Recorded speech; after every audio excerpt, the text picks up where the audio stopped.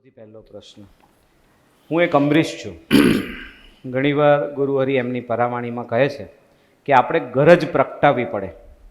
તો મારે સત્સંગની ગરજ, સ્વાધ્યાય ભજનની ગરજ અને રાજી કરવાની ગરજ પ્રગટાવવી હોય તો મારે શું કરવાનું? સજાનંદ સ્વામી મહારાજની જય, અક્ષર પુરુષોત્તમ મહારાજની જય, શાસ્ત્રીજી મહારાજની જય, યોગીજી મહારાજની જય, ગુરુ હરિપ્રસાદ સ્વામીજી મહારાજની જય, પ્રગટ ગુરુ હરિ પ્રબોધ સ્વામીજી મહારાજની જય, હરિપ્રબોધમ પરિવારની જય જય જય, હરિપ્રબોધમ ત્રિવેણી મહોત્સવની જય જય જય, દાસના દાસ થવાની જય જય જય. ગરજનો પ્રશ્ન આવ્યો. ઉદયપુરના પોડકાસ્ટમાં આપણે આ પ્રશ્ન આવ્યો હતો ત્યારે વાત કરી હતી, પણ છતાં અત્યારે થોડીક ફરી વાત કરીએ. ગરજ પ્રગટે કેવી રીતે? મારે મારા આત્માને સુખી કરવો છે. જેણે નક્કી જ કર્યું હોય કે મારે મારા આત્માને સુખી કરવો છે, એને ગરજ પ્રગટશે. અત્યારે તમે જુઓ તો આપણે આત્મા દુઃખી છે. ઘડીક કામની વૃત્તિ નડે, ઘડીક ક્રોધ નડી જાય, ઘડીક લોભની વૃત્તિ નડી જાય છે, ઘડીક માન નડે છે, ઘડીક ઈર્ષ્યા નડે છે, ઘડીક હઠ નડે છે. અલગ અલગ અલગ વસ્તુ આપણે નડ્યા કરે છે, જેના ફળ સ્વરૂપે અંતરમાં સુખ નથી આવતું, જેના ફળ સ્વરૂપે પરિવારમાં ઝઘડા થાય છે, રાઈટ? અંતર ધગેલું રહે છે. આવું બધું જે થાય છે તો આપણો આત્મા સુખી નથી થયો, અથવા આપણો આત્મા ઉપર આટલા બધા આવરણો માયાના પડેલા છે. તો મારે મારા આત્માને સુખી કરવો હોય અને જો હું સત્સંગ કરું તો જ આ બધું નીકળવાનું છે. બાકી કોઈ એવી ટેકનોલોજી કે એઆઈથી આપણું બધું નીકળવાનું નથી. એટલે પહેલું તો મને મારા આત્માને સુખી કરવો જ છે એવો દ્રઢ સંકલ્પ હોય એક. બીજું કે આપણે ઘણી વખત વાત કરીએ છીએ કે અનંત બ્રહ્માંડો જેના રૂવાડે અણુની જેમ ઉડતા ફરે છે એ અક્ષર બ્રહ્મ, અને એથી એ પર પુરુષોત્તમ નારાયણ એ મનુષ્ય દેહધારી થયા છે અને મને મળ્યા છે અને એને અક્ષરનું સુખ આપવા માટે એ તૈયાર થયા છે. તો મારે ગરજુ થવું પડે. એટલે બે વસ્તુ થઈ. એક તો ભગવાન, પ્રગટ ભગવાન જે આપણને મળ્યા છે એનો ખરેખરો મહિમા જ્યારે સમજાશે ત્યારે ગરજ પ્રગટશે. અને બીજું કે મારે મારા આત્માને કોઈ પણ ભોગે હવે સુખી કરવો જ છે એવો દ્રઢ સંકલ્પ હશે તો ગરજ પ્રગટશે. એટલે ગરજ પ્રગટાવવા માટે બે વસ્તુ કરવી પડે. પ્રગટ ભગવાનનો મહિમા સમજવો પડે અને પોતાના આત્માને સુખી કરવા માટેનો દ્રઢ સંકલ્પ કરવો પડે, તો ગરજ પ્રગટે.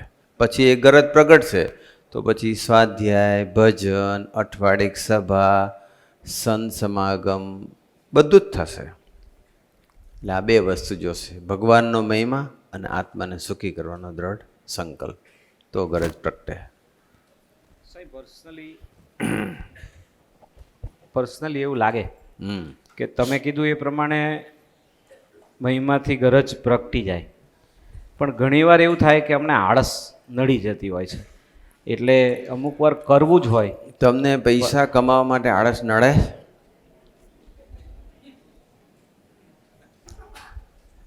તમને સારી બધું આ લોકના પદાર્થો જોતા હોય એમાં તમને નડે? નોકરી જવું છે તમારે, એમાં આળસ આવે છે? નથી. એટલે ખરેખરી ગરજ પ્રગટી જાય ને તો આળસ જતી રહે.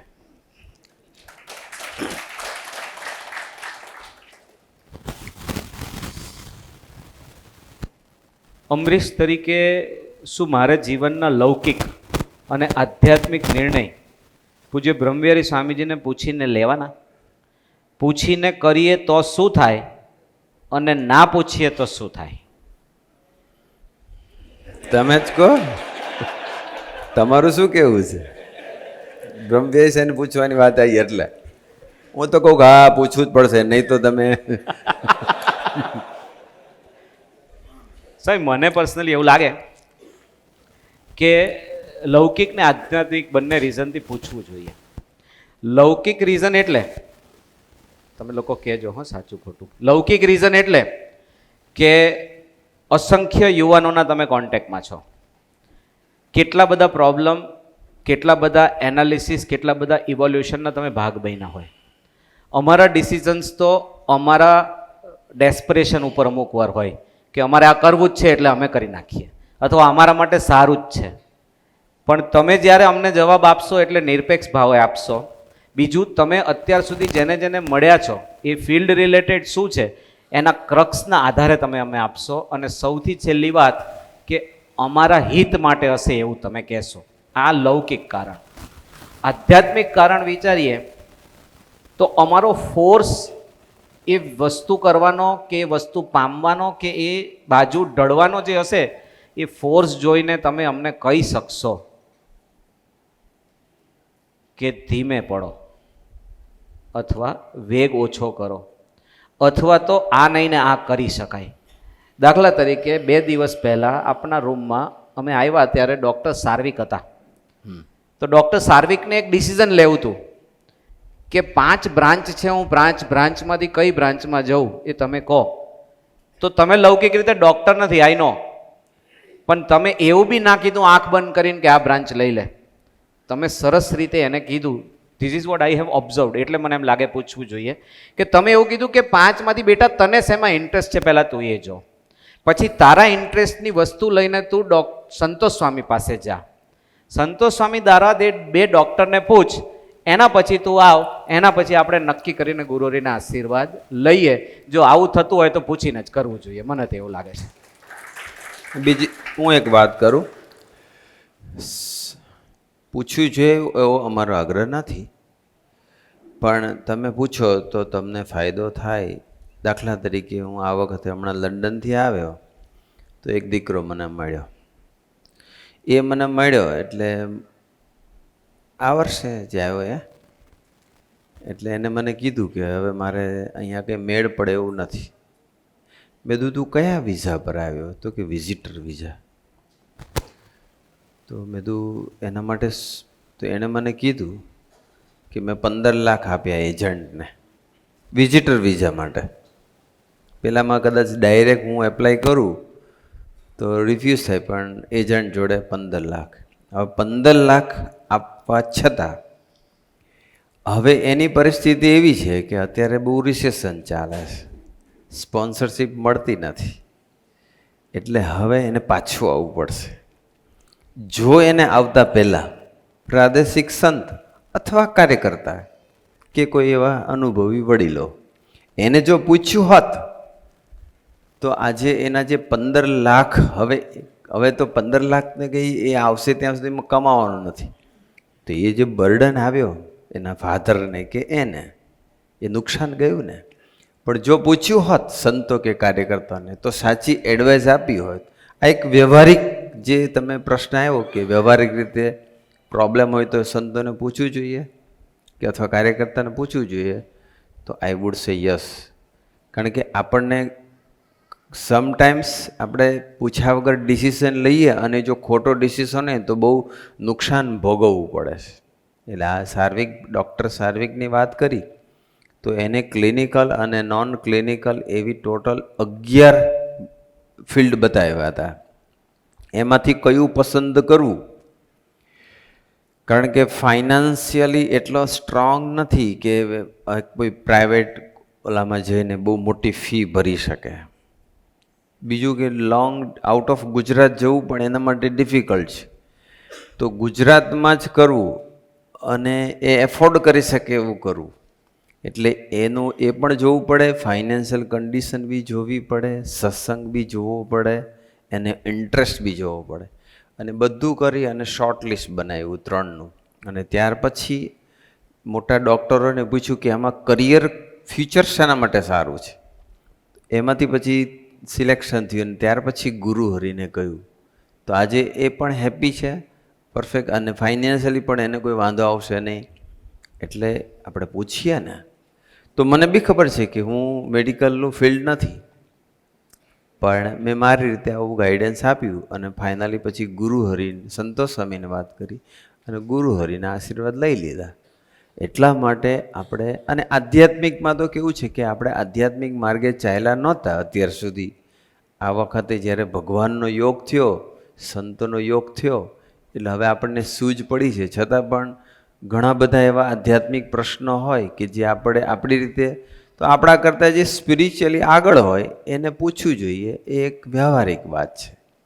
એટલા માટે પ્રાદેશિક સંત, અને કદાચ પ્રાદેશિક સંત ન કદાચ તમે પહોંચી શકો તો એવા સરસ કાર્યકર્તા હોય એને પૂછી અને પછી જો નિર્ણય લઈએ તો જીવનમાં દુઃખ ના આવે. સ્વામી, એકદમ એડજોઇનિંગ પ્રશ્ન છે.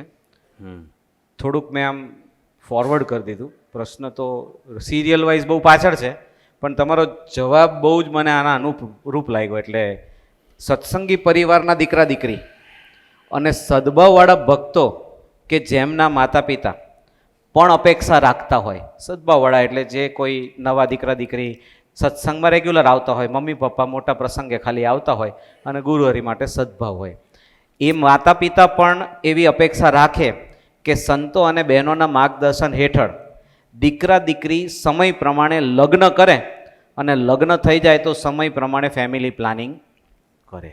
સમય આ પ્રશ્ન એટલે પૂછ્યો કે હમણાં આપે એવું કીધું કે આપણે પૂછીને કરવું જોઈએ. આ પ્રશ્ન એવો છે કે બર્નિંગ પ્રોબ્લેમ હોય એવી અત્યારે પરિસ્થિતિ છે. મેક્સિમમ યુવકો, કાર્યકર્તાઓ, બહેનો આજે 28 to 34ની વચ્ચે છે જેમના હજી મેરેજ નથી થયા અને કોઈ કારણસર હજી ડિસિઝન નથી લઈ શકતા. તો આ જવાબ જોતાં મને એવું લાગે છે કે આપને પૂછી અથવા બહેનોને કન્સલ્ટ કરી અને કોક નિરાકરણ પર આવવું જોઈએ. હવે અત્યારે આ થોડો બર્નિંગ ક્વેશ્ચન છે જ. અત્યારે ઘણી સંખ્યામાં, મોટી સંખ્યામાં એવા સત્સંગની અંદર બી છે, બહાર બી તો છે જ, કે જેમની ઉંમર થતી જાય છે પણ ગોઠવાતું નથી. તો એનું શું કારણ છે? અને બીજું, મેડિકલ પોઈન્ટ ઓફ વ્યૂથી ડૉક્ટર જિજ્ઞેશભાઈ બેઠા છે આમાં, આ બેઠા છે, એમણે પણ વાત કરી હતી કે હેલ્થની દૃષ્ટિએ, ફ્યુચરની દૃષ્ટિએ પણ મોડા લગ્ન કરવા અને પછી મોડું ફેમિલી પ્લાનિંગ કરવું એ પણ યોગ્ય નથી. કારણ કે મોટી ઉંમરે કરવું એ નોટ એડવાઇઝેબલ. કારણ કે મોટી ઉંમરે કરે ને જ્યાં સુધી એ 22-25 વર્ષનો છોકરો કે છોકરી ન થાય અને જ્યાં સુધી કમાતા ન થાય, સેટલ ના થાય કે એના મેરેજ ના થાય ત્યાં સુધી તમારી જવાબદારી રહેતી હોય છે. બિંગ એ પેરેન્ટ્સ તમારે જવાબદારી રહે છે. અને હેલ્થની દૃષ્ટિએ પણ હેલ્ધી બાળકને જન્માવવું હોય તો બહુ મોટી ઉંમરે બાળક કરવું એ બી યોગ્ય નથી. અત્યારે શું થઈ રહ્યું છે કે ડિલે જે થાય છે ને એનું કારણ છે એક્સપેક્ટેશન બહુ ઊંચી હોય છે બધાની, કે મારે આવો જ છોકરો જોઈએ, મારે આવી જ છોકરી જોઈએ, આવી જ કાસ્ટનો હોવો જોઈએ, આટલું જ ભણેલો હોવો જોઈએ. એટલી બધી એક્સપેક્ટેશન હોય છે. આપણે મોટા મોટી એક્સપેક્ટેશન એક જ રાખવાની છે, દીકરો હોય કે દીકરી હોય, કે સત્સંગ કરતો હોવો જોઈએ.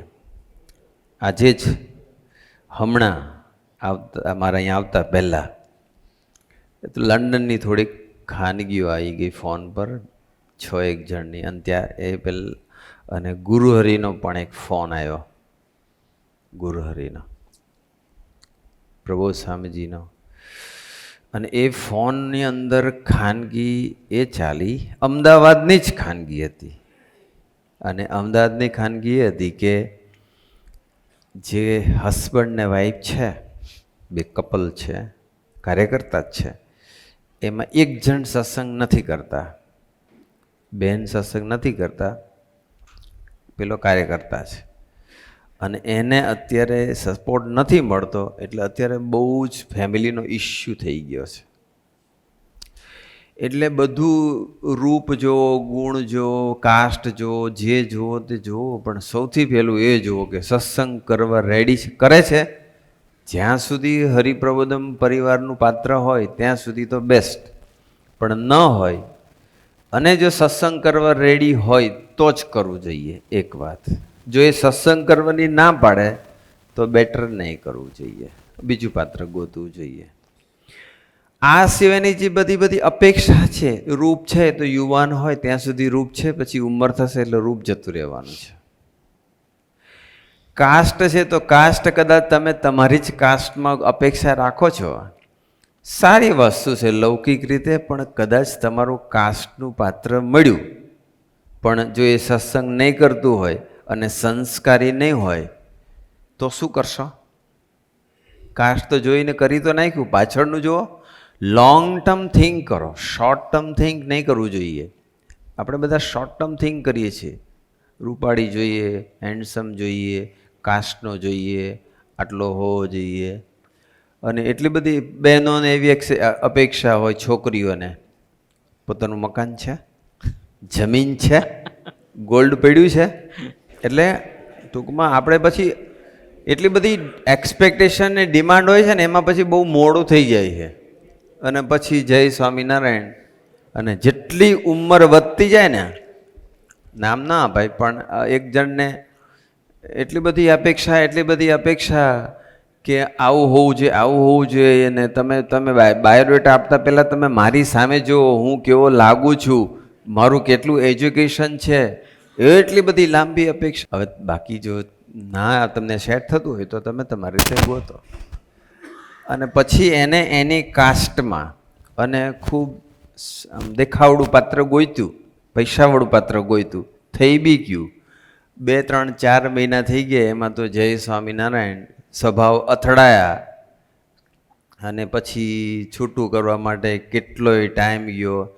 3 વર્ષ નીકળી ગયા, અને 3 વર્ષ પછી છૂટું થયું. એમાં એટલી બધી ખાનગીઓ થઈ ગઈ, અને એ દરમિયાન એને સુસાઇડલ થોટ્સ બી આવી ગયા. એના માટે થઈને પ્રબોધ સ્વામી જોડે ખાનગી કરવી પડી, અને પછી છૂટું બી થયું, બધું થઈ ગયું. પણ ઉંમર થાય ને એટલે ઓટોમેટિક અપેક્ષા ઘટતી જાય છે, બધાની ડિમાન્ડ ઘટતી જાય છે. એની કરતાં આપણે આટલું એક્સપેક્ટેશન રાખો કે સત્સંગી હોવું છે, બસ. દીકરોને જુઓ કે દીકરીને જુઓ, આટલું હોવું છે.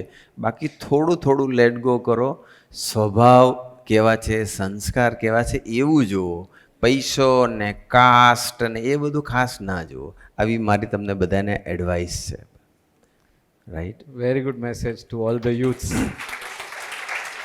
મને એવું લાગે તમારા આ જવાબથી એટલીસ્ટ મા બાપને તો સંતોષ થઈ જશે કે ચાલો હવે સાધુએ કીધું. બાકી મારો પર્સનલ એક્સપિરિયન્સ સ્વામી, તમે આ સેવા આપેલી છે એટલે કે હું મેસેજમાં લખું કે બ્રહ્મવિહારી સ્વામીજીના દ્રષ્ટિનો પાત્ર છે, કાર્યકર્તા છે. નાના મોટા પ્રસંગ બનશે તો પ્રસંગે બ્રહ્મવિહારી સ્વામીના એક ફોનથી કટ વળી જશે. કોનો વાંક છે એ શોધવા બી નહીં રહે, પણ એના પછી બી પાછા આપણા લાઇક્સ ડિસલાઇક્સ, આપણા ક્રાઇટેરિયા, એ બધું આપણે નડી જાય છે. એટલે ધીસ ઇઝ પેલા પાત્રની વાત કરું, હું નામ નથી આપવાનું. તે પછી એને જ પછી બાયોડેટા આવ્યો હશે, ત્યારે એને મને કીધું કે આ ન ચાલે, તમે મારા ફેસ સામે જુઓ, હું કેવો હેન્ડસમ લાગુ છું, અને મારી તમે ક્વોલિફિકેશન જુઓ, મારી સામે તો તમે જુઓ. તમે એમને મેં તો ભાઈ જે આવ્યું હોય મેં તને કીધું ભાઈ કે હું એને થોડો જોવા જવાનો.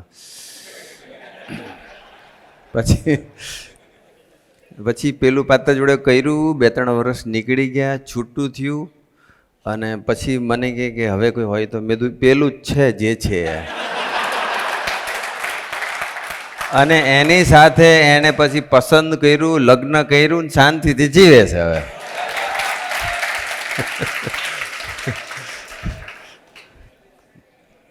બ્રહ્મવિહારી સ્વામી નામ નથી આપતા, હું સાક્ષી છું. પ્રશ્ન ના, નામ નહીં આપ. પછી તમે નામ આપી લે, તમે જ કહેશો કા પહેલે સરળ થઈ ગયો હોત તો. સમય અમારે કુંડળી જોવી જોઈએ, ગોત્ર મેળવવું જોઈએ, એવું બધું અમારે કરવું જોઈએ કે અમારે ના કરવું જોઈએ? આ એક બેઝિક ક્વેશ્ચન છે ખાલી. જો જેને ભગવાન અને ભગવાન ધારક સંત ના મળ્યા હોય અને એ કદાચ કુંડળી કે બધું જોવે, એ કંઈક લૌકિક રીતે વ્યાજબી છે. પણ જ્યારે અષ્ટ આવરણથી પર એવા ભગવાન મળ્યા છે જેની આગળ ગ્રહ અને પનોતીનું કશું ચાલતું જ નથી, જેનું ધાર્યું અનંત બ્રહ્માંડમાં થાય છે એવા ભગવાન મળ્યા પછી આપણી ઉપર ભગવાન સ્વામિનારાયણે વચનાત્મા કહી દીધું. આપણે નિષ્ઠાના વતનામત વાંચી છીએ પ્રથમ 27, 37, 62.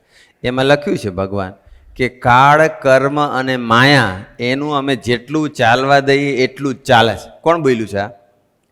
પૂર્ણ પુરુષોત્તમ નારાયણ સહજાનંદ સ્વામી. તો હું શું સહજાનંદ સ્વામીનો સેવક છું? હું સ્વામિનારાયણનો સત્સંગી છું? હું માનું છું કે મને જે ભગવાન મળ્યા છે, ભગવાન સ્વામિનારાયણ છે, અને આજે મને જે સંત સ્વરૂપે મળ્યા છે, એની જો ખરેખરી નિષ્ઠા હોય તો પછી તો એ ગ્રહનો આપણી ઉપર એનો કોઈ જ કાયદો નથી. આપણી ઉપર એક જ જણનો કાયદો છે અને એ ભગવાનનો છે, અને એ ભગવાન આપણને મળ્યા છે. ચાલો, વન્સ ફોર ઓલ આપણને સોલ્યુશન મળી ગયું. થોડો બ્રેક લઈએ. હવે પાછા આવા એકદમ આપણને અડે અને મજા આવે એવા પ્રશ્ન નથી, પાછા સ્વાધ્યાયના પ્રશ્નો આવ્યા. સેવામાં માન અને જાણપણું રહી જાય છે. બોલી નાખીએ કે બધું મહારાજ અને સ્વામીએ કર્યું, પણ સ્થૂળ ને સૂક્ષ્મ એમ બંનેમાં એવો ભાવ રહે છે કે મારાથી સેવા થઈ ગઈ. ખરેખર મધ્ય 28-41 પ્રમાણેની સેવા થતી નથી. તો એના માટે શું કરવું સ્વામી?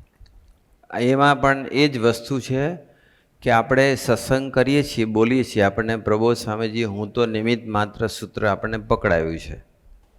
આપણે હું તો નિમિત્ત માત્ર ઉપર પારાયણ બી કર્યું છે. સમાજ હવે બહુ માનતો થઈ ગયો છે કે આપણે નિમિત્ત છીએ, પણ હું જે કરું છું એ અજ્ઞાન છે સ્વામી. એક જળના ટીપામાંથી મા બાપ નિમિત્ત બન્યા અને એમાંથી પછી ધીમે ધીમે ધીમે બાળક બન્યું. ત્યારે આપણી પાસે કઈ આવડત હતી, કઈ બુદ્ધિ હતી, કઈ શક્તિ હતી, કઈ ટેલેન્ટ હતી, કઈ સ્કિલ હતી, કઈ શું હતું? ધીમે ધીમે ભગવાન આપણને આપતા ગયા. એટલે આપણી બુદ્ધિના પ્રદાતા છે ને ભગવાન છે. બુદ્ધિ, શક્તિ, કોઈ વસ્તુની આપણામાં કઈ હોશિયારી આવે છે, એ બધાના પ્રદાતા ભગવાન છે. તો ભગવાન જ છે અને ભગવાન જ આપણામાં રહીને બધું કરે છે. તો શા માટે મારે એનું જાનપણું રાખવું જોઈએ? નિષ્ઠા જેની પાકી હશે, વચનામત ગરડા પ્રથમ 27, 37, 62, જેતલપુર 4, 5 પ્રમાણે જેની નિષ્ઠા હશે કે આ જગતનો કરતા હરતા એક ભગવાન છે અને એ ભગવાન મને પ્રત્યક્ષ મળ્યા છે, એનું જ ધાર્યું થાય છે, એને લઈને જ બધું હું જે કંઈ મારી બુદ્ધિ શક્તિથી જે અર્થનું ઉપાર્જન કરું છું કે નાની મોટી સેવા કરું છું, એ તો એને આપેલી બુદ્ધિ શક્તિથી થાય છે, એને આપેલી યાદ શક્તિથી થાય છે. બાકી મેરા મુझ મેં કુછ નહીં. એવી જેની નિષ્ઠા હશે એ નિમિત્ત બનીને જ સેવા કરશે, અને જે નિમિત્ત બનીને સેવા કરશે એને માન નહીં વ્યાપે, એને ગુણનું જાનપણું નહીં રહે કે સેવાનું જાનપણું નહીં રહે. અને બીજું કેવું છે કે જીવ બિચારો અજ્ઞાની છે. ભગવાન સ્વામિનારાયણે વચનામૃત મધ્ય 41માં કહ્યું કે માનનું સુખ તો કેવું છે, તો કે કૂતરું હોય અને કોઈ રસ્તા પર હાડકું મેળ્યું હોય, કોઈ સૂકું, એને પકડે અને પછી એને ચાવે. અંદર તો કશું છે જ નહીં, ઉપર કોઈ ફ્લેશ માંસ નથી, લોહી નથી, ડ્રાય છે, પણ એને ટ્રાય કરે છે કે આમાંથી સુખ લઉં. એમ ચાવતા ચાવતા પછી પોતાના જ મોઢાનું લોહી, જીભ કે હોઠનું, એમાં ચોંટે અને પછી એને ચાટે છે અને પછી એને એમ થાય કે હાસ હવે મને માલ મળ્યો. માનનું સુખ આવું જ છે. પોતે કંઈક સેવામાં નિમિત્ત બન્યા, ભગવાને નિમિત્ત બનાવ્યા કે પોતામાં કોઈ ગુણ આવી ગયા, તો એ દાખલા તરીકે અત્યારે બધા સોશિયલ મીડિયા યુઝ કરે છે, બધા એના કંઈ ચેનલ હોય કે ગ્રુપ હોય કે કશું બી, તો એના ફોલોઅર્સ, જો મારા આટલા ફોલોઅર્સ, જો મને આટલા બધાએ સબસ્ક્રાઈબ કર્યું, જો આટલા બધાએ મને લાઈક કર્યું, એ જે દુનિયા જેટલું નોંધે છે ને એની કરતાં 100 ગણું વધારે એ પોતે જ એનું મનન ચિંતન કરે છે. એટલે હાડકું ચાવ્યા કરે છે, બસ એમાં જ એનું જ લોહી ચૂસે છે. બસ માનનું સુખ એવું છે, કૂતરું હાડકાને ચાવે એવું સુખ છે. શા માટે એવા બધા સુખમાં આપણે રાંચવાનું? આપણે ભગવાનને માનનું સુખ, પોતાની બુદ્ધિ શક્તિ ગુણનું જે સુખ છે, એના સુખ કરતાં જો સાધક જે દિવસે એ નિમિત્ત બનીને સેવા કરતો થઈ ગયો અને નિમિત્ત બન્યા પછી જે એને ભગવાન સુખ આપે છે ને એ સુખ માનના સુખ કરતાં કોટી ગણું વધારે છે. Try to experience. એક લીટીમાં કહું તો જેટલી ભગવાનની નિષ્ઠા પાકી થશે ને કે કરતા હરતા તમે છો, બુદ્ધિ શક્તિના પ્રદાતા તમે છો, તો ઓટોમેટિક પછી નિમિત્ત બનીને સેવા થશે. એટલે ઓટોમેટિક મધ્ય 28 અને 41 પ્રમાણે સેવા થશે. અને ભગવાન જ સેવા કરે છે તો પછી એનું જાન પડવાનો પ્રશ્ન જ ક્યાં રહ્યો? 15 વર્ષથી એકદમ સહજ દર્શન આવું બ્રહ્મવિહારી સ્વામીજીનું આપણને થાય કે ગમે તેટલી સેવા કર્યા પછી પત્યા પછી એનો આનંદ પામે, પણ કોઈ દિવસ મેં કર્યું અથવા મારે લઈને થયું એવું દર્શન થયું નથી. અજ્ઞાન છે. મેં કર્યું ને બધા મારી સેવાને નોંધે, મને બિરદાવે. કોઈ કદાચ બોલે નહીં, પણ આવું એને અપેક્ષા રહે ને, મને એપ્રિશિએટ કરે, મારા ગુણગાન ગાય, મારી વાહ વાહ કરે. એ હજુ માનનું સુખમાં નાચીએ છીએ આપણે. હજુ મધ્ય 28-41નો ખ્યાલ નથી આવ્યો. હજુ એને નિષ્ઠા પાકી થઈ નથી.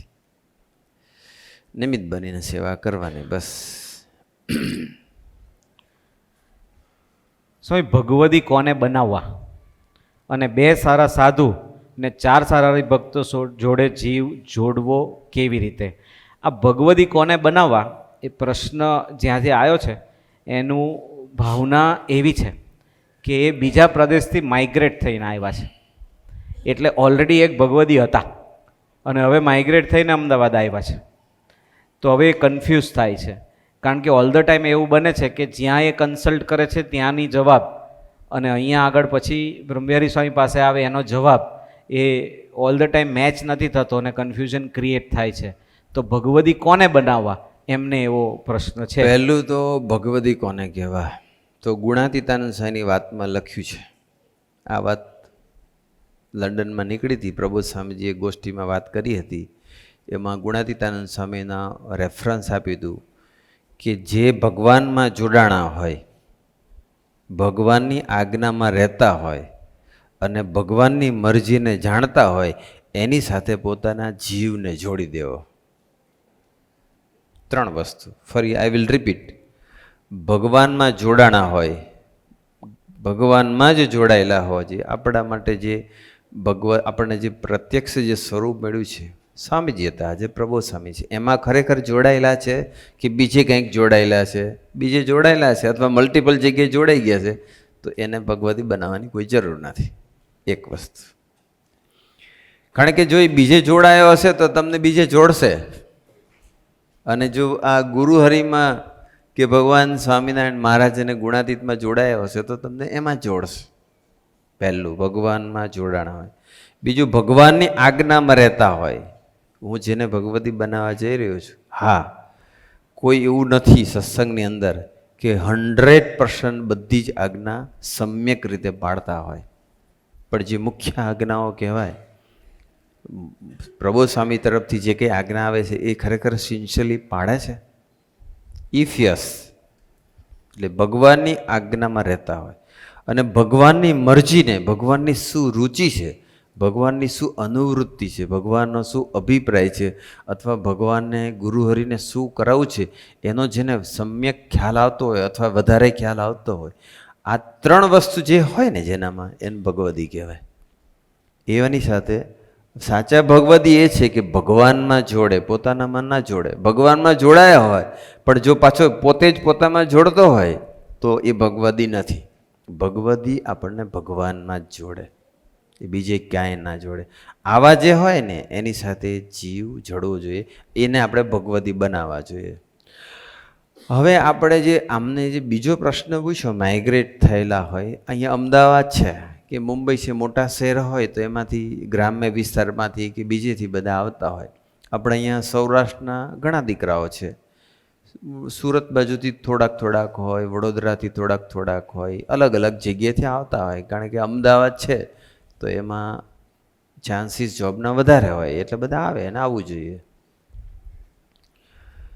તો એ બધા જે આવ્યા છે, એઝ પર આજની જ વાત, ગઈકાલની જ વાત કરું, આજે અને એક્ઝેક્ટ અનુરૂપ ગઈકાલે અહીંના આમાં બેઠા હોય તો ખબર નથી, એવીડીના સ્ટુડન્ટ હતા અને એ એવીડીના સ્ટુડન્ટ હવે અમદાવાદમાં આવી ગયા છે. એટલે ગુરુહરિ 11 વાગે ધૂન પછી ખાનગી માટે બેઠા હતા મંદિરે, ગઈકાલની વાત કરું છું. અને પછી કીધું કે હવે એમના એક કાર્યકર્તા હતા, એક કાર્યકર્તા ચિરાગભાઈ જે સીડી કહે છે એ લઈને આવ્યા હતા. અને પછી પ્રભુસાઈને કીધું કે હવે આ દીકરાઓ હવે અમદાવાદ આવ્યા છે. એટલે પ્રભુસાઈ પછી હું પાછું બાજુમાં જ બેઠો હતો, કારણ કે અમદાવાદની પણ થોડીક ખાનગી હતી. એટલે પછી હું બેઠો હતો. એટલે પછી પ્રભુસાઈ કીધું કે બસ હવે આપણે આની સાથે દોસ્તી રાખવાની, મારા તરફ નિર્દેશ કરીને. પછી એક સ્ટુડન્ટ એવો હતો, એક જણ એવો હતો કે એને હજુ થોડુંક દિવસો બાકી છે, પછી જ આવવાનો છે. તો પ્રભુસાઈ કીધું કે તારે બ્રહ્મવિહારી સ્વામી સાથે અને આનંદ સાગર સ્વામી સાથે બેની સાથે દોસ્તી રાખવાની છે. હવે જો વાત કરું કે જે લોકો કચ્છમાંથી આવ્યા છે, સૌરાષ્ટ્રમાંથી આવ્યા છે, કે કોઈ પણ પ્રદેશમાં, વડોદરાથી આવ્યા છે, તો આપણે છે ને હજુ તમારું ત્યાં ઘર છે, તમારું ત્યાં પરિવાર છે, તમે ત્યાં પણ જાઓ છો ત્યારે સત્સંગ કરો છો, તો રાજકોટના હોય કે કચ્છના હોય તો સર્વાતી સ્વામી પ્રાદેશિક સંત છે, તો સર્વાતી સ્વામીને ભગવદી રાખવા જોઈએ. અને અહીંયા આવે છે તો અહીંના જે પ્રાદેશિક સંત નિમ્યા હોય એને રાખવા જોઈએ. પણ હવે પરદેશની વાત કરું તો પરદેશમાં પણ માનો કે કેનેડાનો એક દીકરો આવ્યો હતો, એ પણ હમણાં જ વાત છે. તો પ્રબોધ સ્વામી એવું કીધું કે આપણે સુરત સ્વામી સાથે ને અમદાવાદનો દીકરો, એટલે કે તો જે ત્યાંના પ્રાદેશિક સંત હોય અને એ જે ગામનો છે, સપોઝ કે રાજકોટનો હોય અને એ દીકરો કેનેડા સેટ થયો હોય તો એને સુરત સ્વામી અને સર્વાતી સ્વામી સાથે દોસ્તી રાખવાની. એટલે બે જે સંતો છે એ કન્ફર્મ થઈ ગયો હવે કે કયા બે સંતો, રાઈટ. અને એવું બી નથી, મેક શ્યોર કરજો, એવું બી નથી કે બે સંત સિવાયના જે સંત છે એની સાથે જવું નહીં, એવું નથી. જે સરસ ગોષ્ઠી કરતા હોય, જે ભગવાનમાં જોડતા હોય, એની સાથે કદાચ ગોષ્ઠીનો લાભ લો છો તો કંઈ ખોટું નથી. ભક્તિપ્રિય સ્વામી હોય, ગુરુપ્રસાદ સ્વામી હોય, સર્વમંગલ સ્વામી હોય, આનંદ સાગર સ્વામી હોય, હરિશરણ, જે કંઈ પ્રાદેશિક સંતો છે કે જે સરસ ભગવાને જેમને બુદ્ધિયોગ આપ્યો છે, તો એમની સાથે દોસ્તી, એમની કથા વાર્તા સાંભળવી જોઈએ. એવું નથી કે હા ખુલ્લા દિલની વાતો જે કરવાની છે એ આપણને ભગવાને જે આપણને એપ્રૂવ કર્યા હોય, સર્ટિફાઈ કર્યા હોય એવા ભગવદની સાથે રાખવું જોઈએ. અને અહીંયા જે લોકલ છે, લોકલ, તો લોકલની અંદર જે આપણે જે આપણા એરિયાની અંદર કે આપણા પ્રદેશની અંદર, હરિમય પ્રદેશમાં જે આપણી કરતાં સ્પિરિચ્યુઅલી આગળ છે, જેને આપણી કરતાં વધુ સમજણ છે, જેને આપણી કરતાં વધુ નિષ્ઠા છે અને જે ભગવાનમાં જોડે છે, રાઈટ, સ્પિરિચ્યુઅલી આપણને ગાઈડન્સ આપી શકે છે, લૌકિક અને આધ્યાત્મિક ગાઈડન્સ આપી શકે છે, આપણી કરતાં આગળ છે, એ આપણા ભગવાદી છે. અને કદાચ એમાંય કન્ફ્યુઝન થતું હોય તો પૂછી શકાય, સંતોને પૂછી શકાય કે ભાઈ મારે આ છે તો બરાબર છે, અથવા મને ખબર નથી પડતી તો તમે કંઈ સજેસ્ટ કરશો, એ પૂછી શકાય. એવાની સાથે આપણે જીવ જોડવો જોઈએ, દોસ્તી બાંધવી જોઈએ, ખુલ્લા દિલનો સંબંધ કરવો જોઈએ. એટલે એવું સમજી શકાય કે આપણે જે પ્રદેશમાં ગયા એ પ્રાદેશિક સંત આપણા પહેલા ભગવદી, બે સારા સાધુમાં ફર્સ્ટ એપ્રોચ આપણે હવે જ્યાં આપણે છીએ ને એ આપણે પહેલાં રાખવા જોઈએ. તમે જ્યાં છો, અત્યારે તમે અમદાવાદ છો, તો અમદાવાદમાં હોય તો પણ હવે અહીંથી કોઈક માનો કે મુંબઈ શિફ્ટ થયો, એઝ ફોર ધ એક્ઝામ્પલ, મુંબઈમાં એને જોબ મળી કે બેંગ્લોરમાં મળી, અહીંથી ઘણા દીકરાઓ બેંગ્લોર, નિકુંજને બધા આપણે બેંગ્લોર ગયેલા જ છે. તો હવે બેંગ્લોરની અંદર નિરંજન સ્વામી પ્રાદેશિક સંત છે, મુંબઈમાં ભક્તિપ્રિય સ્વામી, તો એ જે ત્યાં જે ફિલ્ડ ત્યાં કામ કરે છે ત્યાં તો એના પ્રથમ ભગવદી તરીકે એના જે પ્રાદેશિક સંત હોય એને રાખવા જોઈએ. સમય આ પ્રશ્ન હું એટલે પૂછું છું કે રૂટીનમાં એવું બને કે કોઈ એક્સ મંડળમાં કોઈ એક્સ કાર્યકર્તા કે દીકરો કે અમરીશ ભગત સભામાં જતા હોય, એ માઇગ્રેટ થઈને આવ્યા હોય, હવે એમને કંઈક ગમો અણગમો થયો, કંઈક નાનો મોટો પ્રસંગ બન્યો અથવા કંઈક બીજું થયું અને એ ટાઈમે એ એના આગળના પ્રદેશના પ્રાદેશિક સંત સાથે ચર્ચા કરે, તો મને પર્સનલી એવું લાગે કે એ સોલ્યુશન લાવવું થોડું અઘરું એટલે પડે કે જે કંઈ પ્રસંગ બન્યો છે અથવા પરિસ્થિતિને અનુરૂપ પ્રાદેશિક સંત જે હોય એ જાણતા હોય, તો એનું જલ્દી સોલ્યુશન આવે અનનેસેસરલી પેલું અત્યારે તો સંતો એવા છે કે સપોઝ કે રાજકોટથી કોઈ દીકરો આવ્યો હોય એને અહીંયા બ્રહ્મવિહારી સ્વામી જોડે એને કદાચ ન ફાવ્યું અથવા હજુ આમ કોઈ ફ્રેન્ડશીપ નથી બંધાણી અને જો એ સરવાતી સ્વામી પાસે જશે તો સરવાત સ્વામી ડેફિનેટલી એવું કહેશે કે હવે આપણે બ્રહ્મવિહારી સ્વામી સાથે ફ્રેન્ડશીપ બાંધો. મુંબઈ હશે તો ભક્તિપ્રિય સ્વામી. એટલે હવે સંતો એમાં બહુ પ્રશ્ન જાજો રહ્યો નથી, તમે બાંધો બસ દોસ્તી.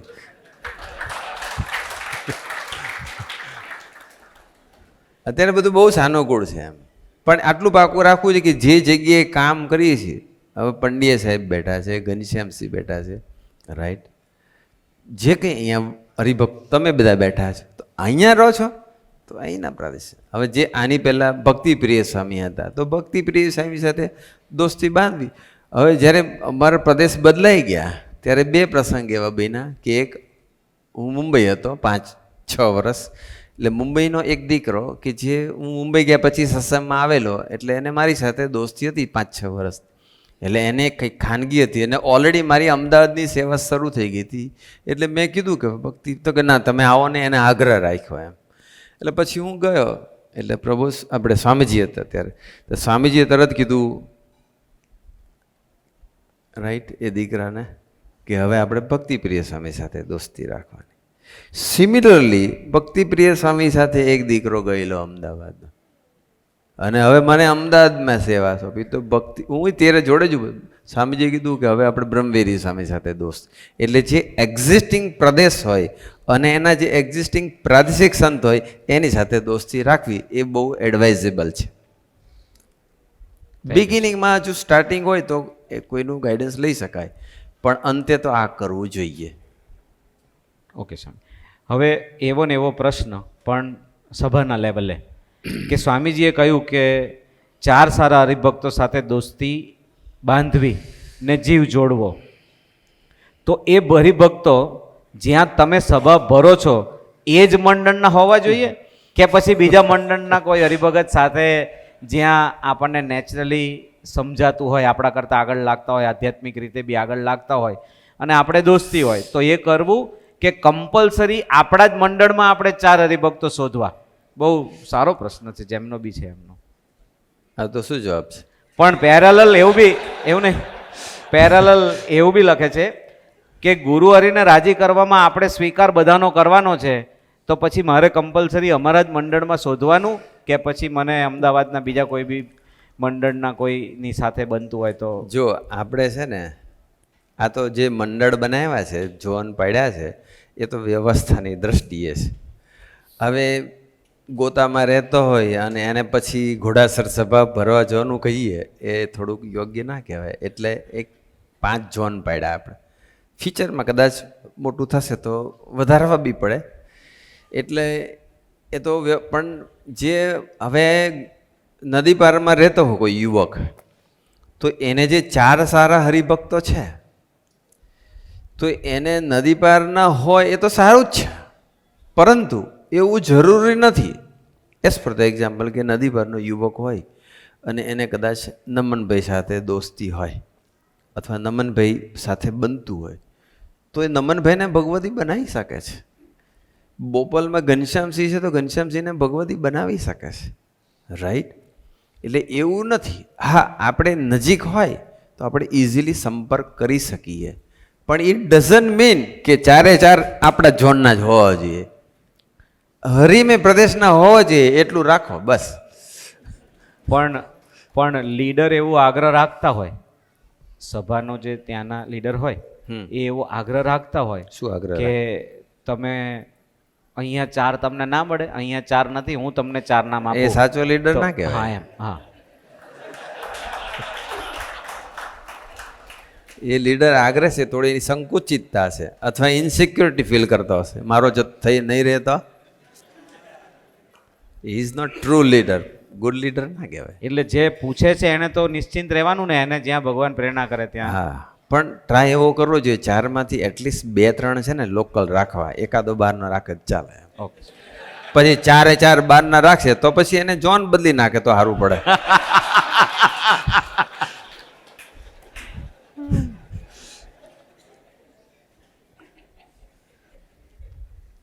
સ્વામી, હું કાર્યકર્તા છું. મેં પ્રબોધ સ્વામીજીના બહુ બધા પ્રસંગો સાંભળ્યા કે બધાને સપનામાં દર્શન આપીને સમાધાન આપે છે, પણ હજુ સુધી મને એવું કોઈ દર્શન થયું નથી.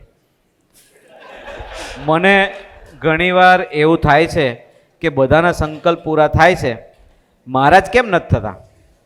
મારામાં કોઈ ખોટ હશે? મારી સત્સંગ કરવામાં ક્યાંય ભૂલ થતી હશે? જેનો પ્રશ્ન જે પૂછે છે. સકામ ભક્ત છે એટલે એને પ્રશ્ન ઊભો થાય છે. બે પ્રકારના ભક્ત છે. છેલ્લાના 5માં બી વાત કરી છે અને એક પ્રથમના કોઈ એક વચનામાં વાત કરી છે. સકામ ભક્ત અને નિષ્કામ ભક્ત. સકામ ભક્ત એટલે એને બધી અપેક્ષા બહુ રહેતી હોય, મને દર્શન આપે, સપનામાં દર્શન આપે, આમ કરે તેમ કરે, તેજ દેખાય, બધું જાત જાતનું હોય, એને આત્માનું દર્શન થાય.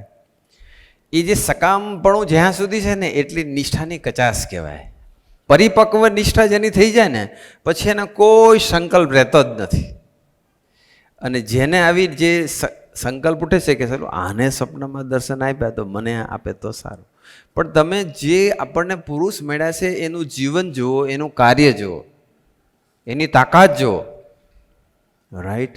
ખાલી 3.5 વર્ષની અંદર કેટલા બધા અંબરીશો, 4000 અંબરીશો બનાવી દીધા, કેટલો મોટો સમાજ ઊભો કરી દીધો, કેટલો બધો અદ્ભુત આધ્યાત્મિક સમાજ ઊભો કરી દીધો, કેટલા બધા સેન્ટરો થઈ ગયા.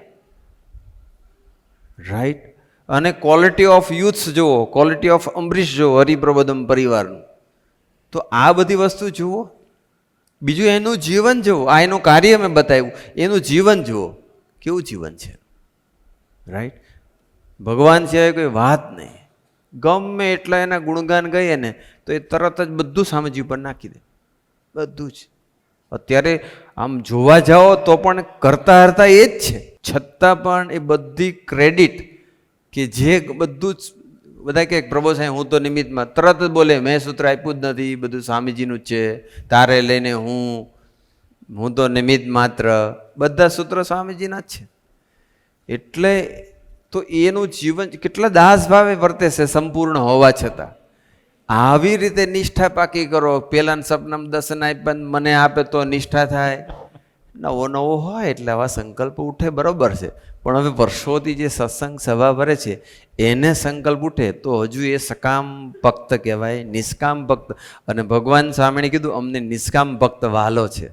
રાઈટ? આપણે નિષ્કામ થવું, સકામ ન થવું. બસ પ્રાર્થના કરવાની બસ રોજ કે હે પ્રભુ મને તમારી નિષ્ઠા, હે પ્રભુ સ્વામી મને તમારી નિષ્ઠા પાકી કરાવજો. બસ સપનામાં દર્શન આપજો એવું પ્રાર્થના કરે. સપનામાં દર્શન એ સકામપણું કહેવાય. એ નિષ્ઠા પછી ગમે તે કરાવે. એટલે કાશી કાકા હતા એ તો એને તો સ્વામીજીની ચાલ જોઈને જ નિષ્ઠા થઈ ગઈ કે આવી ચાલ તો પુરુષોત્તમ નારાયણનું જો સ્વરૂપ હોય ને એની જ આવી ચાલ હોય. એને ક્યાં સપનામાં દર્શન આપ્યા? બધાને કે સપનામાં દર્શન આપે તો એમને લિસ્ટ બનાવવું પડે ને પ્રાદેશિક આપવું પડે કે આટલા બાકી છે હજુ અમદાવાદમાંથી. એટલે એવો સંકલ્પ બી નહીં ઉઠવો જોઈએ કે મને સપનામાં દર્શન આપે અથવા મારો આ સંકલ્પ છે પૂરો કરે. ઘણા બધા બહુ સંકલ્પો કર્યા પ્રભુ સાહેબ પૂરા કર્યા. ભાઈ પેલા પૂજામાં દર્શન કરતા હોય ને કે પ્રભુ સાહેબ આમ હાથ ઊંચો કરે તો માનવું કે એટલે ભાઈ હું કામ હાથ ઊંચો કરાવડાવો તમે? હવે તો શાંતિ રાખો. 72 થી હવે હાથ ઊંચો કરાવડાવશો ને પેલું કરાવડાવશો ને. આપણે આવા સકામ સંકલ્પો કરીને ભગવાનને ભેળો નહીં આપવાનો, પણ આપણે એવી પ્રાર્થના કરવાની કે મને તમારી નિષ્ઠા પાકી કરાવજો. બસ પછી એમની રીતે કરાવશે, એ કોઈ પણ રીતે કરાવશે. પણ આપણે પ્રોજેક્ટ ના આપો ભગવાનને, આમ કરો ને તેમ કરો ને. એ આપણે ભીડો આપ્યો કહેવાય લૌકિક રીતે. બરાબર? સ્વામી, મંડળના લીડર અથવા ભગવદી તુલ્ય કોઈ પાત્ર હોય અને એ પાત્ર કોઈ ભક્તોની નેગેટિવ વાત કરે અથવા કોઈ પર્ટિક્યુલર પાત્રની નેગેટિવ રેગ્યુલર કોર્સમાં વાત કરે તો ત્યાં બેસવું કે ત્યાંથી ઊભા થઈને જતા લાખો કિલોમીટર દૂર જતું રહેવું. આ વાત ત્યાં બી કરી તેને ફરી કહું છું. સ્વામીજીનું જ સ્ટેટમેન્ટ, ગમે તેવો અંબરીશ હોય, યુવક હોય, કાર્યકર્તા હોય, વડીલ હોય, ગમે તેવા કોઈ દિવસ સહેજ પણ કોઈ પણ હરિભક્તની ઘસારાની વાત કરે, અભાવ અવગુણની ઓરોભાવની વાત કરે, નહીં સાંભળવી જોઈએ. હું તમને સ્વામીજીનું સૂત્ર ફરી ત્યારે કહ્યું તું, ફરી કહું છું સ્વામીજીનું વાક્ય. સ્વામીજી બોલ્યા કે સાધુ હરિપ્રસાદ કે કોઠારી સ્વામી પણ જો અભાવ અવગુણની વાત કરે ને તો લાખો કિલોમીટર ભાગી જવાનું. એટલે પતી ગયું. હવે આથી તો મોટું કોઈ છે? હરિપ્રસાદ સ્વામીથી કોઈ મોટું છે? પ્રભુ સાંઈથી કોઈ મોટું છે?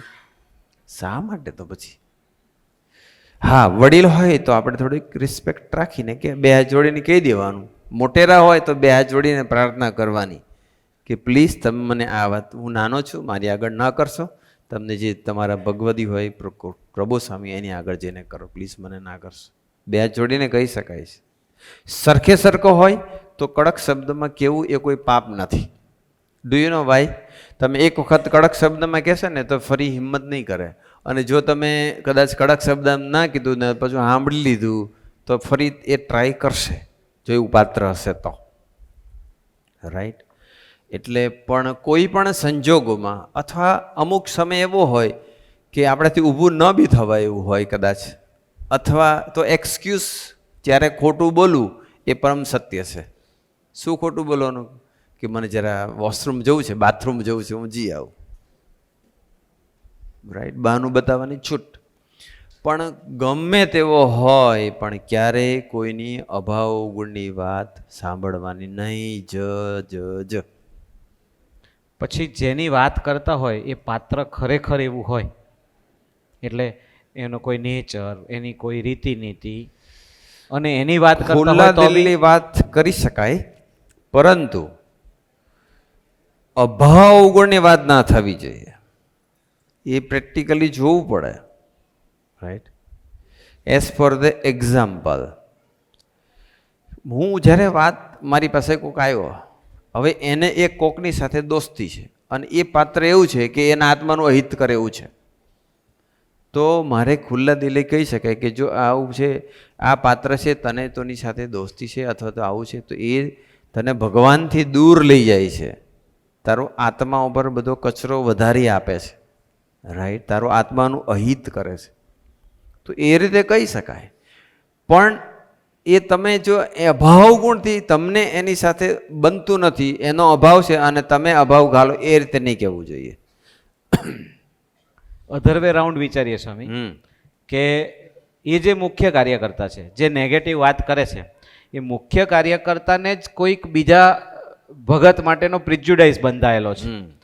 એને લઈને એ પ્રિજ્યુડાઇઝ ડાઉનલોડ કરતા હોય એ નહીં સાંભળવું જોઈએ. હા, એ અભાવ અવગુણની વાત થઈ ગઈ. કારણ કે એની નેગેટિવિટી તમારામાં ઠાલવે છે. રાઈટ? એટલે એ નહીં સાંભળવાની. હું તો કહું છું કે સાંભળવાની જ નહીં.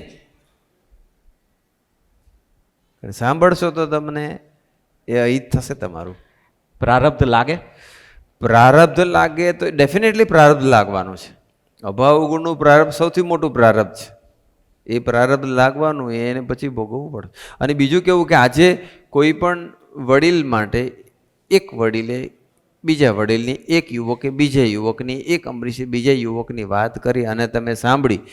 જે અમરીશ માટે, યુવક માટે, વડીલ માટે તમને અત્યાર સુધી જે રિસ્પેક્ટ હતું, માન હતું, ગુણ હતો, એનો મહિમા હતો, એનો ભાર હતો, એ બધું ઉતરી જશે આના શબ્દો સાંભળવાથી.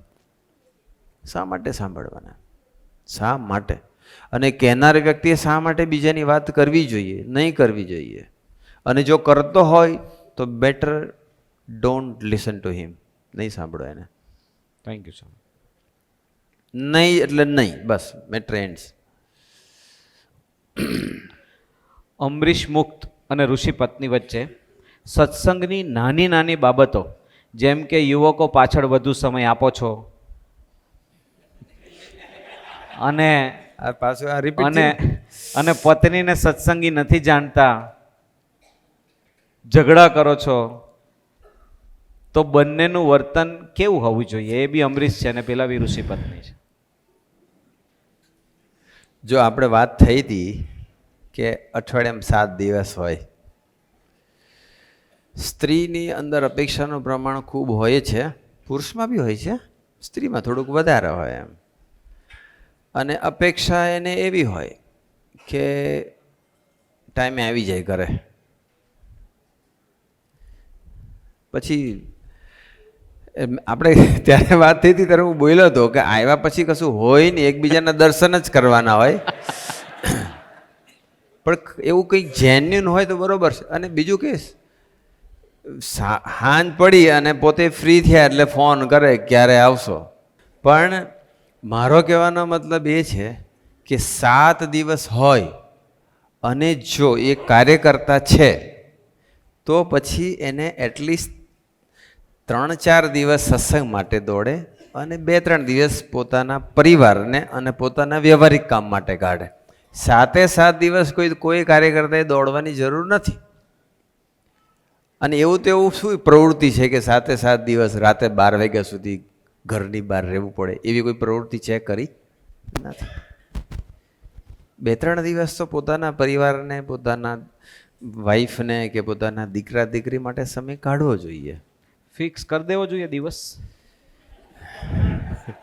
એ તો બે વચ્ચે જે અન્ડરસ્ટેન્ડિંગ થાય ને, જે ફિક્સ કરો તો ચાલે. હા, એટલે પણ આત્મીય થઈને જીવન જીવવાનું ફિક્સ કરી દેવું જોઈએ. એટલે બંને છે ને એકબીજાને સહકાર આપવો જોઈએ. લેટ ગોની થોડી ભાવના રાખવી જોઈએ. હું કહું એમ જ કરવું જોઈએ એવું ડોમિનેટિંગ નેચર નહીં રાખવો જોઈએ. બસ આ મારો ધણી છે એ કે હું કહું એમને કરવું જોઈએ, મન સાથ આપવો જોઈએ. અને આ મારી વાઈફ છે તો એને મને હું કહું એમ જ કરવું જોઈએ. બંને અરસપરસ ડોમિનેશન નહીં રાખવાનું, એકબીજાને સહકાર આપવો જોઈએ. રાઈટ. જેટલી આત્મીયતા હશે ને એટલું વધારે સમય બી મળશે અને એટલી જીવન જીવવાની મજા બી આવશે. અરસપરસ આત્મીય બનતા શીખો, અરસપરસ એકબીજાને સમજતા શીખો, એકબીજાને સહકાર આપતા શીખો.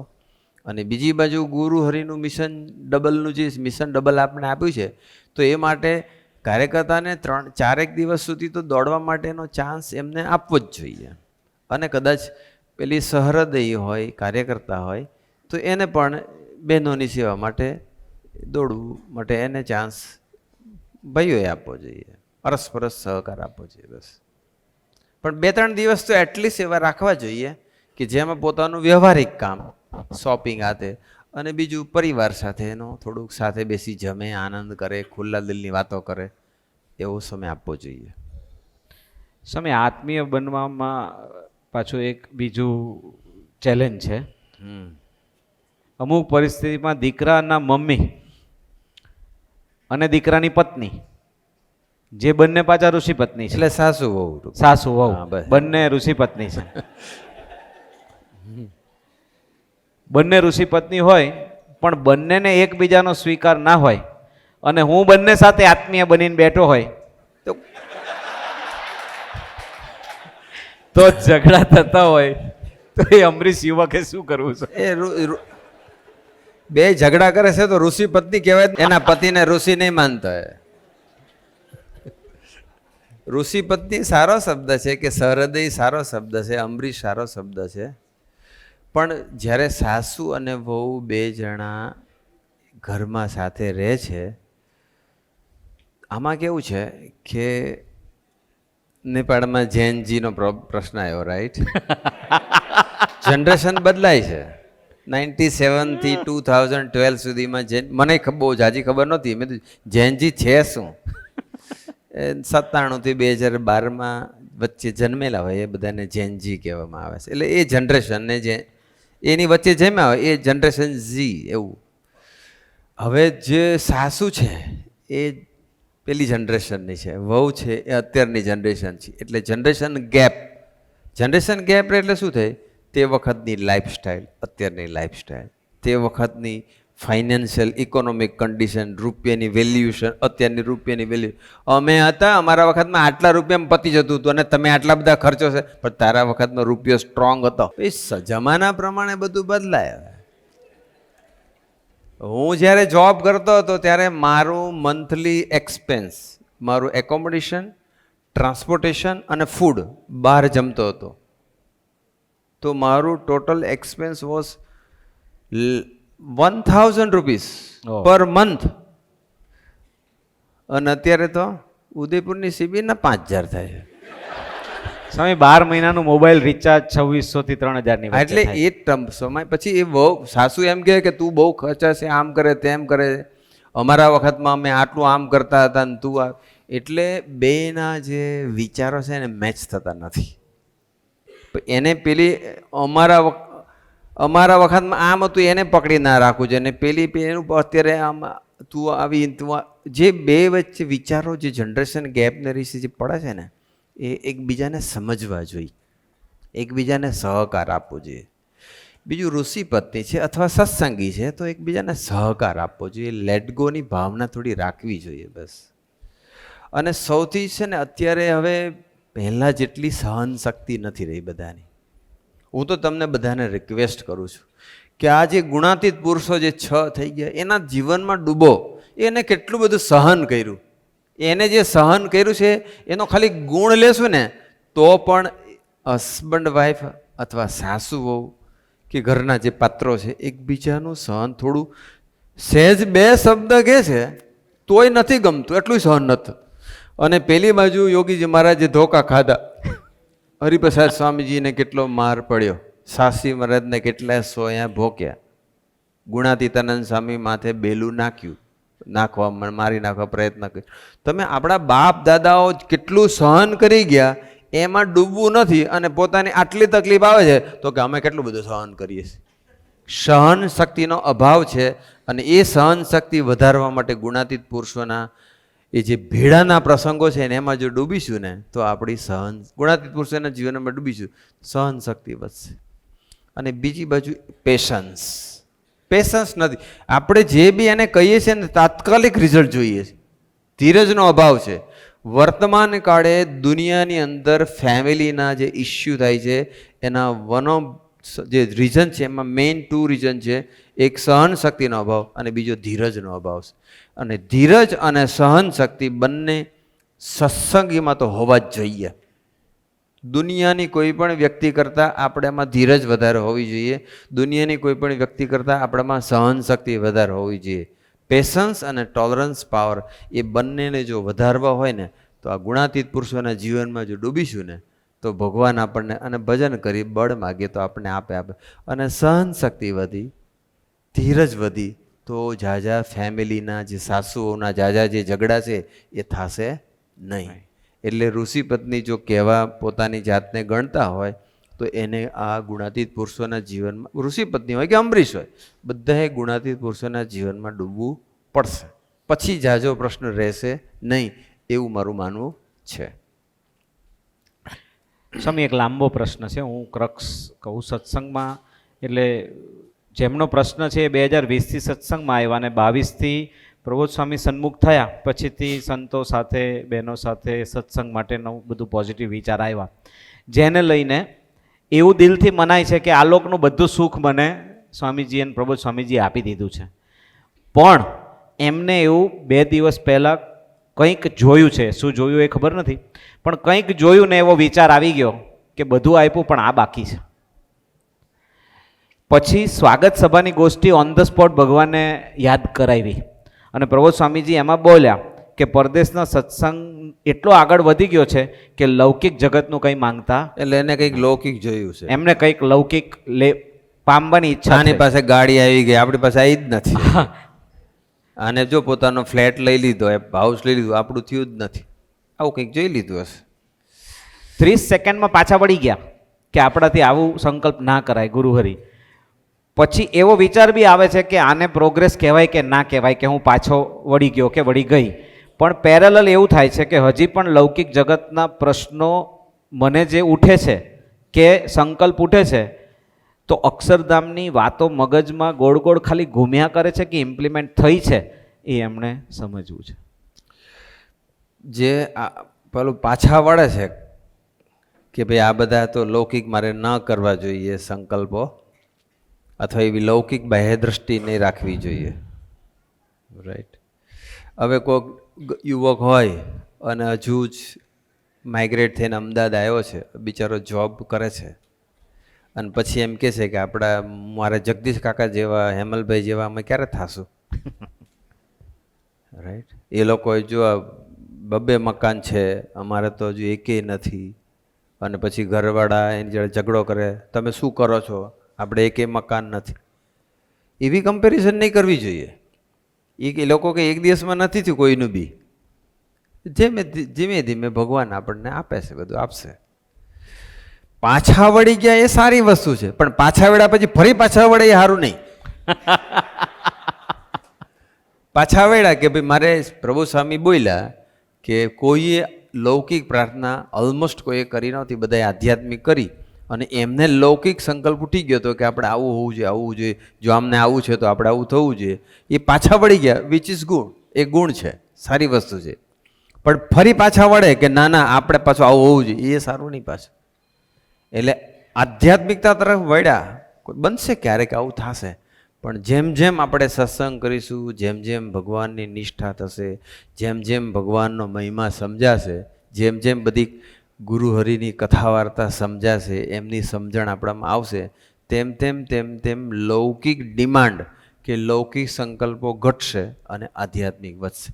કારણ શું છે કે મને જ્યારે નિષ્ઠા થઈ ગઈ ને કે કરતા હરતા એક ભગવાન છે, એનું જ બધું ધાર્યું થાય છે, અને એ બધા મને સુખ્યા કર્યા વગર રહેવાના નથી, મારે જેટલી જરૂર છે એ બધું આપવાના છે.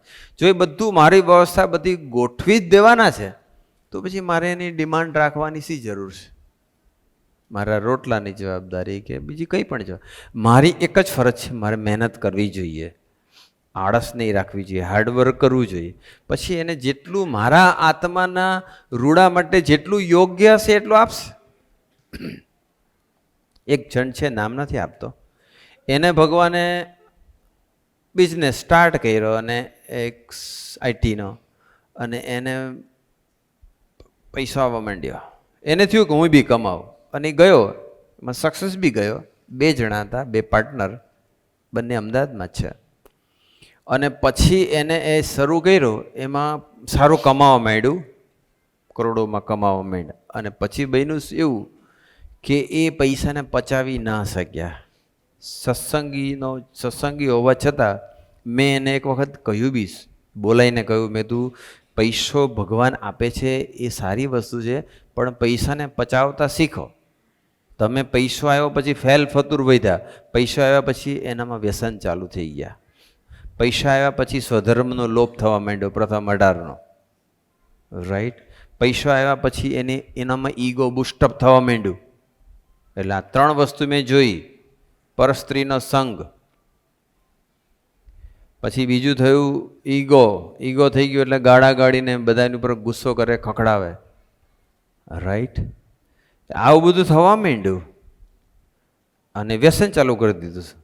મેં કીધું પૈસો ભગવાન આપે ને પચાવતા શીખો. પણ એને ત્યારે મારી વાત ગંભીરતાથી ન લીધી, હસી કાઢ્યું એણે. નિર્ણયનગર હું જ્યારે રહેતો હતો ત્યારની વાત છે, રૂમમાં બોલાવીને કહ્યું. પછી એ ન માન્યા, અને પછી એવું બધું થઈ ગયું, અને એને લઈને પછી ભગવાને ખબર નહીં શું કર્યું કે એટલું બધું થઈ ગયું. 2 પાર્ટનર વચ્ચે ઝઘડા થયા, ધંધો બધો, જય સ્વામિનારાયણ. અને એન્ડ ઓફ ધ ડે થોડા વર્ષ સમય પછી એને એટલું બધું દેવું થઈ ગયું, 1 કરોડ રૂપિયાનું દેવું થઈ ગયું. અને ત્યાર પછી મારી પાસે આવ્યો અને મને કીધું કે તમે મને જે કહ્યું હતું એ ત્યારે મેં હસી કાઢ્યું, મેં ગંભીરતા ન લીધું. મારી જે અત્યારે પરિસ્થિતિ થઈ છે એનું કારણ હું પૈસાને પચાવી ન શક્યો, રાઈટ. એટલે હું જુદું કહેવા માગું છું કે કોઈ વખત કોકને ભગવાન, માનો કે જગદીશ કાકા હોય કે ભૌમિકભાઈ હોય કે જે કંઈ છે, તમે જુઓ એ લોકોને ભગવાને આપ્યું છે, પણ ઈગો દેખાય છે? દેખાય છે? આપણને આપે ને જો ઈગો વધી ગયો તો પેલાને ઈગો વધી ગયો. પૈસો પચાવતા શીખીશું પછી ભગવાન પૈસો આપશે, તો તમે પાછું એ વિચારશો કે આપણે પચાવતા શીખીએ તો આવે પાછું. ધ્યેય એ નહીં રાખવાનો. એટલે હું ટૂંકમાં એટલું કહેવા માગું છું કે જેટલું જરૂર હશે ને એટલું ભગવાન આપવાના જ છે. આપણા આત્માના હિત માટે જેટલું જરૂર છે એટલું ભગવાન આપવાના જ છે, બસ. પણ કમ્પેરિઝન કરીને બીજા તરફ દ્રષ્ટિ રાખી અને પછી લૌકિક સંકલ્પોમાં રાંચીને જીવવું એ ઠીક નથી. બરાબર છે? ઓકે. સ્વામી, હું એક અમરીશ છું. મારે પણ સમર્પણથી સેવા કરવી છે. મારું બધું જ સ્વામીજીને આપી દેવું છે. એવું થાય છે પણ બધું આપી દઈએ તો તકલીફ પડી જાય એવું લાગે છે. કોણે કીધું બધું આપવાનું? દેહ એને જ ઉઠ્યું સંકલ્પ અને એ જ પાછો કહે છે કે મને તકલીફ થશે. દેવું છે, મારી ઉપર દેવું છે. મેં પણ દુબળી ભટ્ટ અને સમર્પણ કર્યું હોય એવા ભક્તોના પ્રસંગો સાંભળ્યા.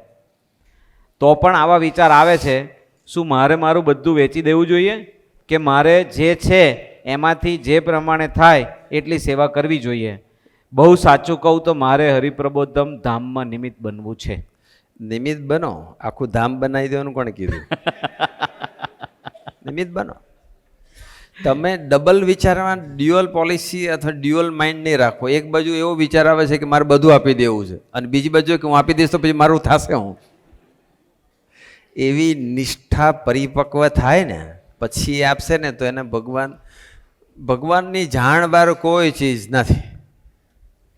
છતાં હું તો તમને એવું કહું છું કે આપણે શિક્ષાપત્રી પ્રમાણે 10મો ભાગ કાઢો. અને હા, હરિપ્રબોધમ ધામનું જ્યારે મોટું બનાવે છે સંકુલ, ત્યારે આપણે જે ગુરુહરિ જે આજ્ઞા કરી છે એ પ્રમાણે 1 વર્ષ એમના ચરણે ધરી દેવું જોઈએ. એવી નિષ્ઠા પાકી રાખવી જોઈએ જ આપણે. જો ખરેખરી આપણને એની સાથે મમતા છે, ખરેખરી પ્રીતિ છે અને ખરેખરી જો નિષ્ઠા હોય તો આપણે 1 વર્ષ એના અર્થ. પણ 1 વર્ષ એટલે તો બી કેટલું થયું? 3 વર્ષ માટે 33% થયું ને. 33. તો એમાં સર્વસ્વનું આવ્યું, 100% આવ્યું. એ શું બોલ્યા? મારે બધું જ આપી દેવું. તે બધું તો પ્રભુ સાહેબ માગ્યું નથી. માગ્યું છે એને આપવું હોય ને એને દુઃખી હોય તો અમને ક્યાં વાંધો છે? એવું કોઈ દિવસ કહેતા જ નથી. આ તો આ સંકુલ છે કે મોટું મંદિર બનતું હોય ત્યારે આ સેવા હોય. એ સિવાય તો આપણે વતના છે પાણી. બાકી આપણે જે શિક્ષાપત્રીમાં જે કીધું છે ને ગુરુહરિ આજ્ઞા એટલું કરો, વધારે કોઈ કરવાની જરૂર. હા, પર્વતભાઈ જેવી સ્થિતિ હોય તો વાંધો નથી. પર્વતભાઈ હતા, બહુ દુષ્કાળ જેવું વાતાવરણ હતું અને ગરડાની અંદર દાદા ખાચરના દરબારમાં મહારાજ અનાજ બધું ખાલી થઈ ગયું. ભક્તોનો આવરો જાવરો બહુ. એટલે પછી મહારાજે પર્વતભાઈને કીધું કે કંઈ બધું ખાલી થઈ ગયું છે, કેવડાવ્યું હશે અથવા ખબર પડી હશે. એટલે જેટલા ઘઉં જે કંઈ અનાજ પાક્યું હશે એ બધા ગાડા ભરી ભરી મોકલી દીધા, બધું જ 100%. આ જે વાત કરી ને એટલે મહારાજને એ ખબર પડી, મહારાજે આજ્ઞા નહોતી કરી બધું મોકલી દો એમ. આવી નિષ્ઠા હોય ને તો પછી આ પ્રશ્ન નહીં આવે. પર્વતભાઈને એવી નિષ્ઠા હતી તો પર્વતભાઈ બધું મોકલી. એટલે મહારાજને ઓળખે પર્વતભાઈ કેવા છે. એટલે મહારાજે પર્વતભાઈને બોલાવીને કીધું કે પર્વતભાઈ તમે આટલા બધા ગાડા ભરીને મોકલ્યા પણ ઘર માટે કંઈક રાખ્યું છે કે નથી રાખ્યું? ત્યારે પર્વતભાઈ જે જવાબ આપ્યો, પર્વતભાઈ કે મહારાજ અત્યારે તમને બહુ જરૂર છે, તમે રાખો. કુકડા અને કણબી કોઈ દિવસ ભૂખ્યા હુએ નહીં, એ ઉકડા ફેંદીને પણ ખાઈ લેશે, તમે અમારી ચિંતા છોડ દો. કણબી પટેલ હતા ને, એટલે કે કુકડા અને કણબી એક ભૂખ્યા ના રહે, ઉકડા ફેંદીમાંથી પણ ખાઈ લેશે. આવી તૈયારી હોય, આવું સમર્પણની ભાવના હોય, આવી નિષ્ઠા હોય તો તમે આપશો. તો કોઈ હું સાંભળ્યું કે પર્વતભાઈ એકાદ કોઈ એવો દિવસ આવ્યો પર્વતભાઈના જીવનમાં, અઠવાડિયું 15 દિવસ, મહિના 2 મહિના, કે ભૂખ્યા હુઈ ગયા એવું સાંભળ્યું? ભગવાન બધું જ ગોઠવી દે. ભગવાન ભૂખ્યા ઉઠાડે પણ ભૂખ્યા સુવાડે નહીં. એવી નિષ્ઠા થાય પછી વિચાર કરે. ત્યાં સુધી જે ગુરુએ કીધું એટલું કરે, બધું નથી આપવું. સ્વામી, સત્સંગ રૂટીન બને એના માટે શું જાગ્રતતા રાખવી એટલે રૂટીન થાય એમ? બીજું, આધ્યાત્મિક રીતે જવાબ ખબર છે પણ પ્રેક્ટિકલી એને કઈ રીતે આગળ લઈ જવા, પ્રેક્ટિકલી કેવું ને શું કરવું, એક ગાફલાઈ આવી જાય છે. તો સમજાવો. સિમ્પલ જ છે. આ 2 સારા સાધુ 4 સારા હરિભગત છે, તમે કોકની સાથે અથવા કોક મિત્ર તો હોય ને, એવા મિત્ર રાખો કે જે મિત્ર તમને વઢે ટોકે અથવા રિમાઇન્ડર આપે તમને કે ભાઈ દેખાયો નહીં સભામાં. કોક એવા મિત્ર રાખો કે તમને સત્સંગમાં રેગ્યુલર કરે. તમને આળસ આવે છે તો કોક એવા મિત્ર રાખો, એવા યુવકો રાખો, એવા કાર્યકર્તા રાખો કે એઝ ફોર ધ એક્ઝામ્પલ કે ટ્યુઝડેની સભા થતી હોય, સન્ડેની કોઈ પણ વારની સભા થતી હોય, સન્ડેની આપણી પરિવાર સભા થાય છે, આપણે જગ્યા બદલીએ, લોકેશન બધાને લાભ મળે એ માટે, તો જ્યાં બી થાય ત્યાં. તો એવા મિત્ર રાખવા જોઈએ કે જે મિત્ર આપણને યાદ કરાવે અથવા આપણને બે શબ્દો કહે કે ભાઈ સભામાં કેમ દેખાયા નથી. આ પ્રેક્ટિકલ સોલ્યુશન છે. આધ્યાત્મિક તો એની પાસે છે જ, એટલે એ તો કંઈ પ્રશ્ન નથી. પણ એ આધ્યાત્મિક ખરેખર પકડ્યું હોય ને તો પછી પેલું તો ઓટોમેટિક આવશે જ. પણ માનો કે નથી પકડાયું બરાબર, તો કોકને એવાને અધિકાર સોંપો કે તમે જ્યારે સત્સંગમાં થોડી પીછેહટ કરો, સભામાં તમારી સિન્સિયરિટી ઘટે અથવા તમારું પૂજા સ્વાધ્યાય ભજનમાં થોડું ઘટે, તો તમને એ જાગૃત કરે એવા કોક ભગવદી, એવા કોક મિત્રો રાખો અને એને અધિકાર આપો, તો તમને એ લૌકિક અથવા પ્રેક્ટિકલ સોલ્યુશન છે. થેન્ક યુ સ્વામી. હવે એવું ને એવું પાછું થોડુંક આગળ જઈએ તો તમે કીધું એવું છે કે સ્વાધ્યાય ભજનની રુચિ છે, પણ સ્વતંત્રપણે સ્વાધ્યાય ભજન થતું નથી. કાંઈક નડી જાય છે, મન બુદ્ધિ આડા આવે છે, આળસ નડી જાય છે. સમૂહમાં આયોજન હોય તો થઈ જાય, પણ સમૂહમાં રેગ્યુલર સ્વાધ્યાય ભજનનું આયોજન થતું નથી, એવું ગોઠવાતું નથી, તો શું કરવું? સ્વાધ્યાય ભજન તો છે ને કરવા જ પડશે. સ્વતંત્રપણે નથી થતા એવો એનો પ્રશ્ન છે. સમૂહમાં હોય તો થાય છે, પણ દરરોજ તો ક્યાં સમૂહ ગોતશો? સ્વાધ્યાય ભજન તો દરરોજ કરવું પડશે. હમણાં 2 દિવસ પહેલાં આવ્યા હતા એના નદી પારના છોકરાઓ, ત્યારે પ્રભુ સ્વામી જોડે ડૉક્ટર સહજ હતા, દીપભાઈ બધા હતા, ત્યારે પેલી વાત તમે હતા, ત્યારે વાત નીકળી 365 - 1 = 0. પ્રભુ સ્વામી શું કીધું? તો કે આવું અમને સૂત્ર પકડાયું છે. પ્રભુ સ્વામી 365 1 જાય તો 0 કેવી રીતે થાય ગયા? 364 થાય. 364 થાય ગયા. એમને પેલા પછી કીધું કે એટલે કે એક દિવસનો બીજો સત્સંગ કે સ્વાધ્યાય ભજન છૂટી જાય તો માયા એટલી બધી એટેક કરે અને આપણે પછી માયામાં ખેંચી જઈએ. એટલે બોલો ને આધ્યાત્મિક દ્રષ્ટિએ કે, એટલે આધ્યાત્મિક દ્રષ્ટિએ 365 - 1 = 0. એટલે સ્વાધ્યાય ભજનની અનિવાર્યતા જેટલી ઓક્સિજનની છે ને એટલી જ સ્વાધ્યાય ભજનની છે. જેમ સ્વામીજી કહેતા કે સંતની જરૂર ઓક્સિજન કરતાં પણ વધારે છે, એમ સ્વાધ્યાય ભજનની પણ એટલી જ જરૂર છે. એટલે કરવો તો પડશે જ, પણ જે અગાઉ જે શરૂઆતનો જે પ્રશ્ન આવ્યો ને, એ પ્રશ્નનો જવાબ આમાં લાગુ પડી શકે છે કે મને જ્યારે ખબર પડશે કે અત્યારે ભગવાન ધરતી પર છે, સંત સ્વરૂપે આપણને મળ્યા છે, અને અત્યારે જો હું સત્સંગ કરી લઈશ તો મારા જે ભવાટવીના જે ચક્રાવા છે અથવા મારે છેલ્લો જન્મ કરવો છે એ અત્યારે પોસિબલ થશે. અત્યારે જ આપણા હઠમાં ઈર્ષ્યા, કામ, ક્રોધ, લોભ કે અંતઃશત્રુ જે પજવે છે એમાંથી મુક્તિ અત્યારે જ મળશે, અને અત્યારે જો નહીં કર્યું તો ક્યારેય નહીં થાય.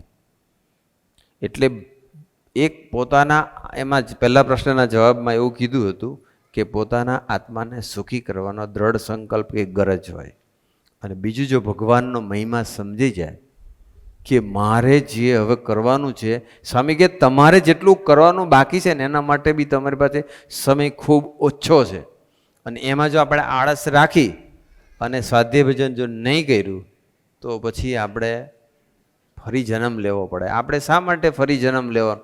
આ જન્મે જ કેમ બધું પૂરું ન કરી નાખી?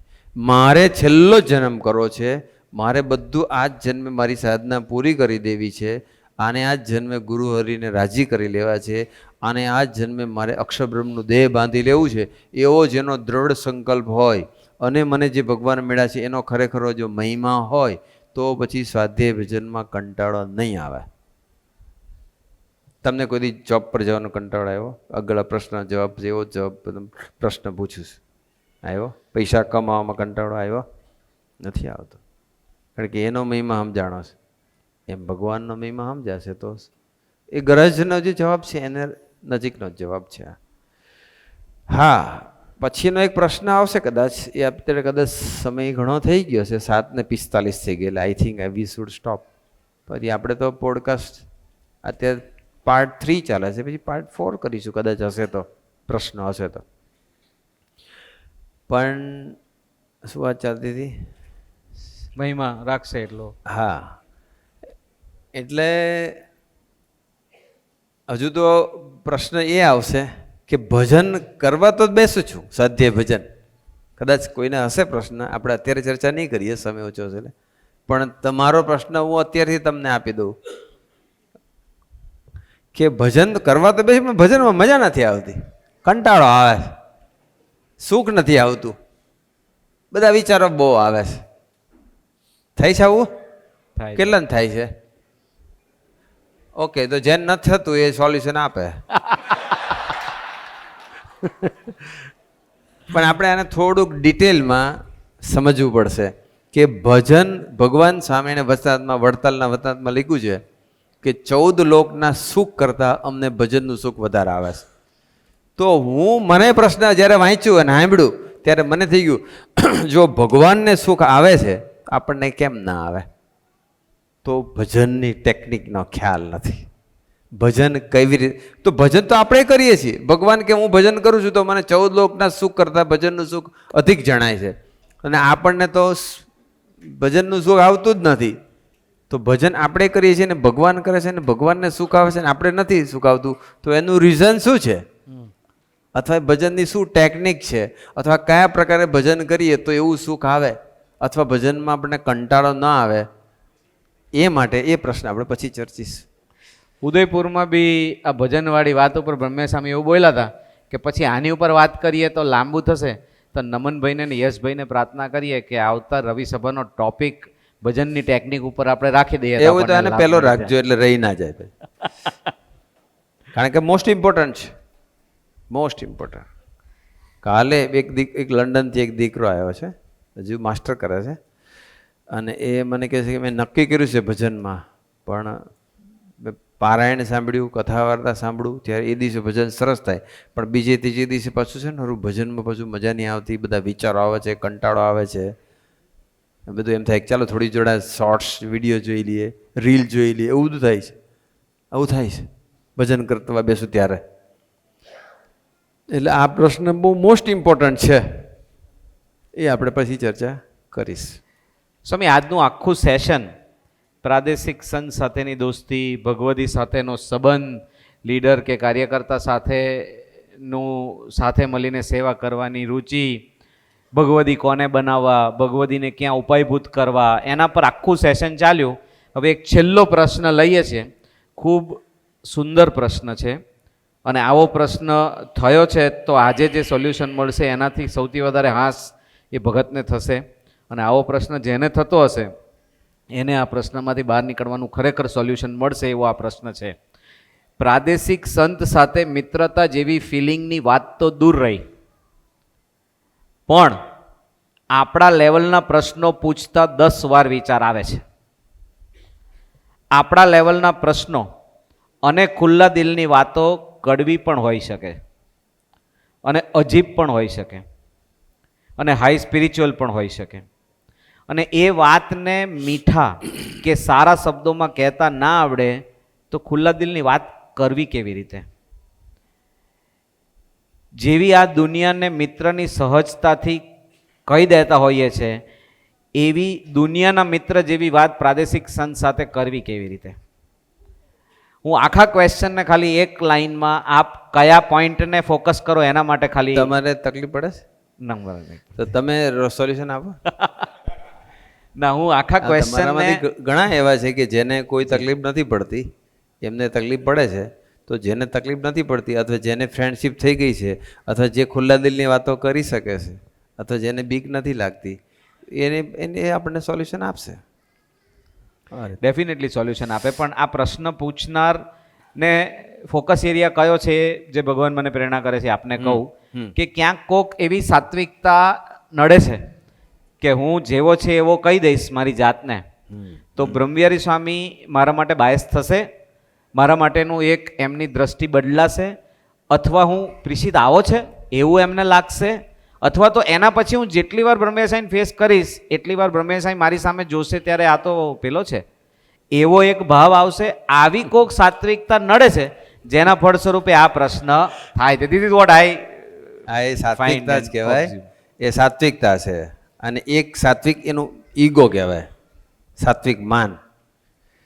પણ ભગવાને આપણને અત્યારે તો એવા ભગવદી સંતો અને ભગવદી ભક્તો, હરિભક્તોની ભેટ આપી છે કે એની આગળ આપણે ખુલ્લા દિલની વાતો કરીએ ને તો ઉલટાના એ રાજી થાય.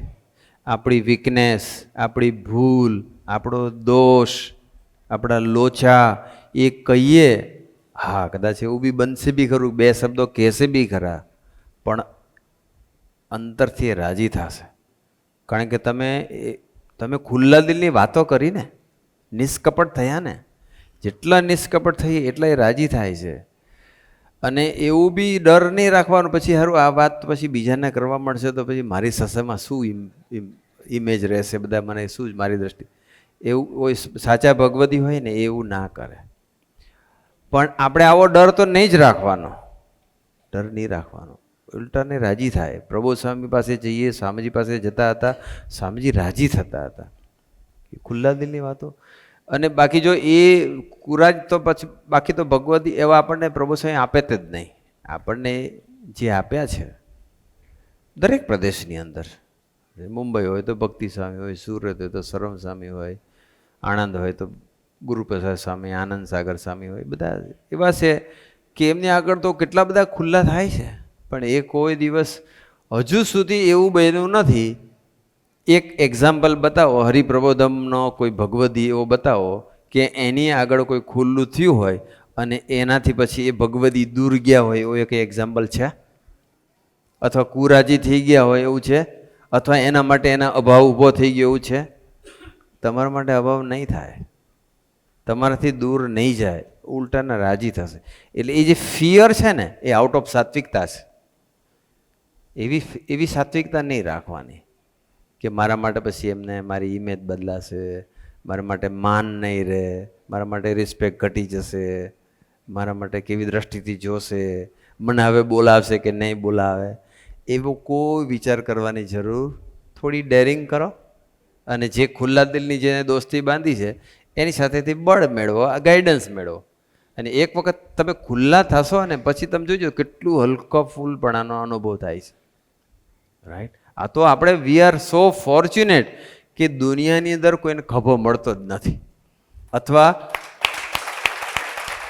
દુનિયામાં હજારો અને લાખો લોકો પોતાના હૃદયની વાત ઠાલવવા માટેનો કોઈ સ્પોટ, કોઈ વ્યક્તિ મળતી નથી. અને એ બધા જ વિચારો અને મેડિકલી પણ વ્યક્તિ જ્યારે ખાલી ખુલ્લી થઈ જાય ને તો પણ એના કેટલા બધા ડિઝીઝ નીકળી જાય, એ કેટલો બધો હલકો થઈ જાય. અને એ જે વિચારો અંદર ભરાયા કરે છે એને લઈને બધાની હેલ્થ બગડે છે, લાઈફ સ્પાન ઘટી જાય છે અને સુસાઇડલ થોટ્સ વધી જાય છે. આજે દુનિયામાં હજારો ને લાખો લોકો એ સુસાઇડ કરે છે કારણ કે એને કોઈ ગોદ નથી મળી, એને કોઈ એવો ખભો નથી મળ્યો કે જ્યાં રડી શકે અથવા જ્યાં ખુલ્લા દિલની વાતો. અને આપણને મળ્યું છે તો આપણે આવી સાત્વિકતા રાખી અને સંકોચ અનુભવવાની જરૂર નથી. થોડી ડેરિંગ કરીને ખુલ્લા દિલની વાત કરી લો બસ. પ્રશ્ન પૂછનારને પ્રાર્થના કરવી પડે કે ખરેખર સાત્વિકતા ના રખાય.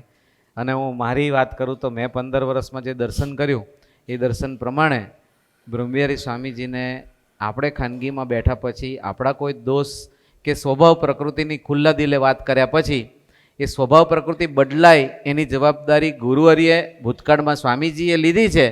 પણ એના પછી કોઈ દિવસ બ્રહ્મવિહારી સ્વામીને એ વાત યાદ નથી હોતી કે છેલ્લી ખાનગીમાં ખુલ્લા દિલે શું વાત થઈ હતી. ખૂબ નિરપેક્ષ સાધુ આપણને મળ્યા છે તો આ મોજને લૂંટવી જોઈએ. આજનું સેશન ખૂબ અદ્ભુત હતું.